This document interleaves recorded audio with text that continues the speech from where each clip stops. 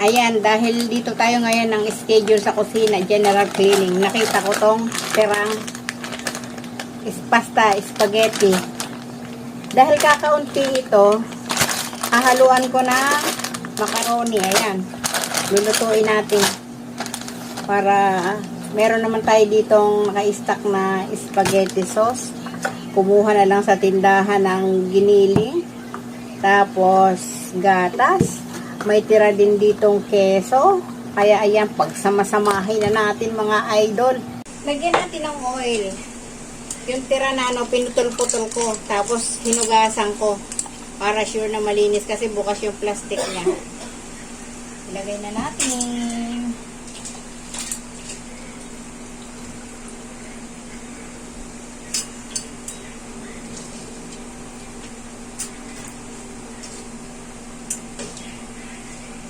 Magkano Rico? 29.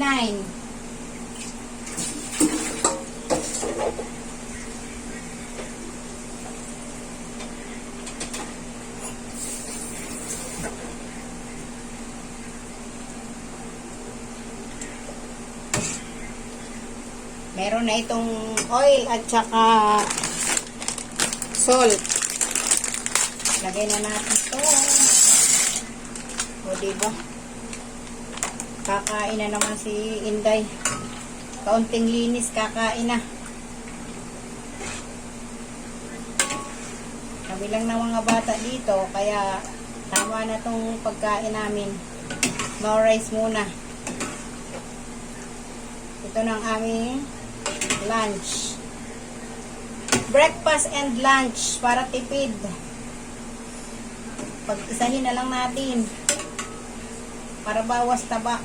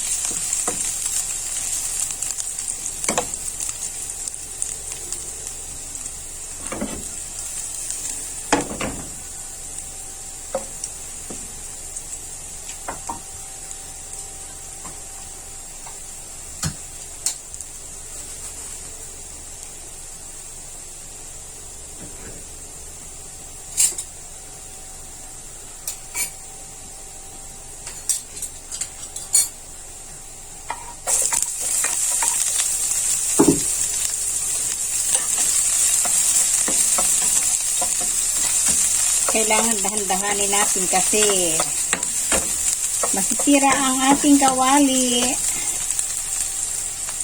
Tamad ako maghugas ng pang non-stick na sandok. Pagod na si Inday paglilinis.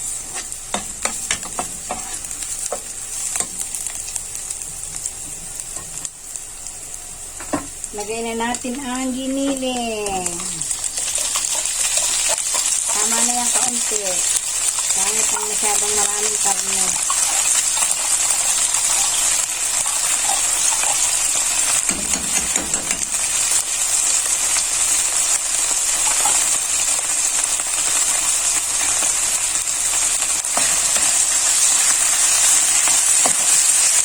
Alright, yung mga talpik.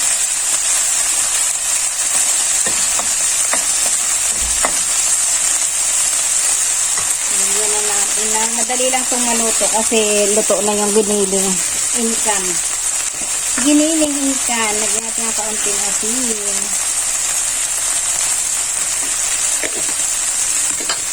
Black pepper.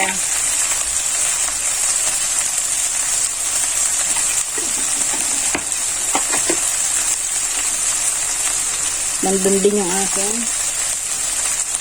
Ito lang yun. Nilagyan ko na ng seasoning. Umami seasoning o Ajinomoto. Lagay na natin ang spaghetti sauce.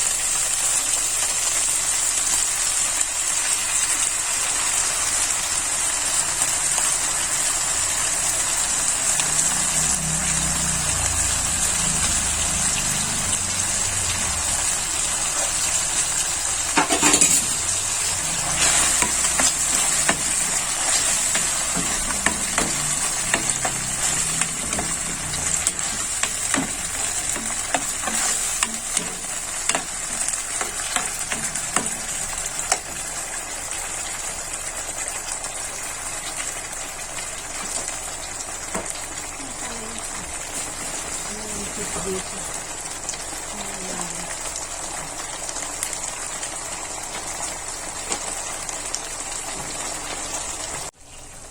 Ayan. Nilagay na natin ang cheese para masarap. Sa sauce ako naglalagay ng cheese. Pag ako nagluluto ng spaghetti para creamy. Cheesy and creamy.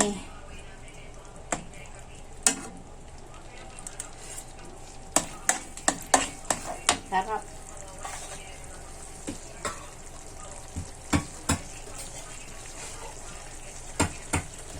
Tapos, kakaiba ang aking spaghetti kasi nilalagyan ko ng evaporada.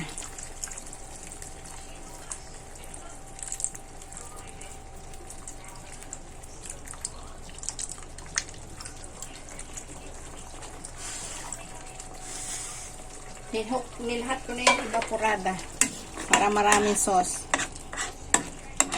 Ganyan ako magluto ng spaghetti. Gusto ng mga anak ko yung may evaporada.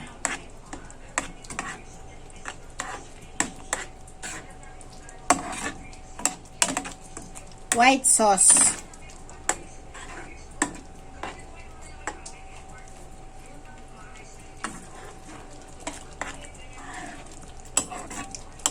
Simpleng luto lang para sa aming mag-iina. Dahil holiday ngayon, walang pasok, nandito sila.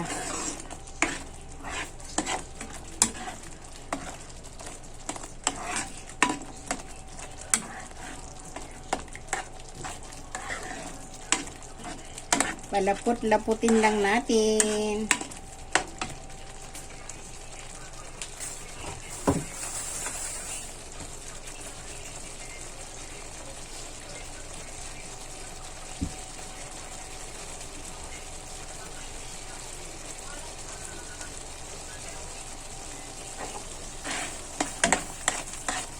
Parang gusto pang dagdagan ng black pepper.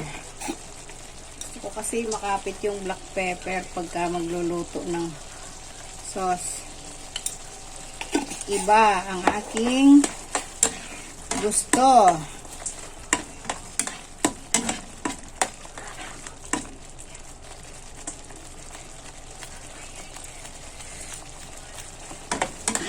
Sarap. Lagyan natin ng kaunting brown sugar.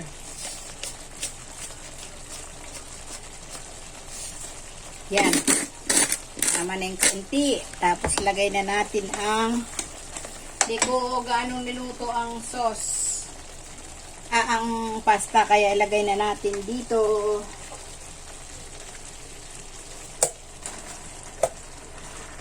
Yan. Diba? Para mix na mix. Maputla ang aking spaghetti. Pero creamy yan, creamy. Okay lang na kaunti lang ang sauce. Masarap naman ang timpla niyan. Ayan. Pagka mabilis ang luto, ganyan talaga. Kung ano-ano lang yung nanditong panghalo, di yun na lang. Hindi ka na kailangan bumili sa labas at sa grocery. Mga tira-tira lang, okay na, pang-almusal na, pang-tanghalian na yan. May halo na yan cheese.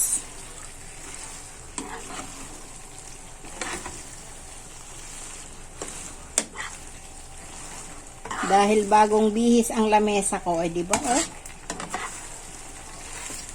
Okay na yan.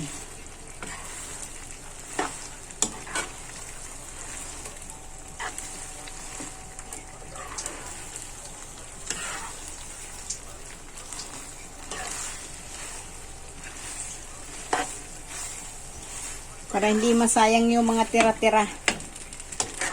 Ating lutuin para mapakinabangan. Samahan ng kaunting diskarte. Kasi mahal ang mga bilihin. Ganyan tayong mga nanay. Dapat ay madiskarte. Sa lahat ng oras, sa lahat ng bagay. O, diba? Tuna nga sanang ihahalo ko dito para kakaiba. Parang parang ang tawag doon. Parang carbonara, kaya lang ay yung aking sauce ay hindi bagay. Spaghetti sauce ang nandito. Tikiman time. Sarap. Kahit mabutla siya sa sauce, masarap ang timpla. Yan guys, meron na naman kayong naidagdag sa inyong kaalaman sa pagluluto.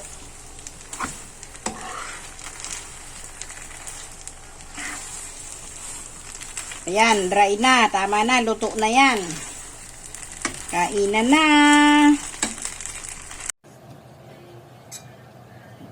Ayan, kain tayo guys. Oh. Ito na ang aming breakfast and lunch. Walang tinapay, nakain na ang tinapay. Nauna ang tinapay kaysa dito. Sarap. Kahit medyo dry, kasi kulang ang sauce, masarap ang timpla. Kasi yung cheese ay nagme-melt.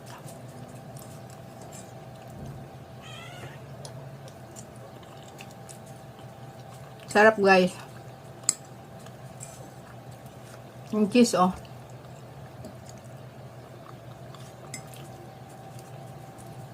Kain po tayo. Hindi pa ako tapos paglinis ng kusina. Kakain na agad. Mas maganda kasi itong kainin pag mainit. Maraming salamat.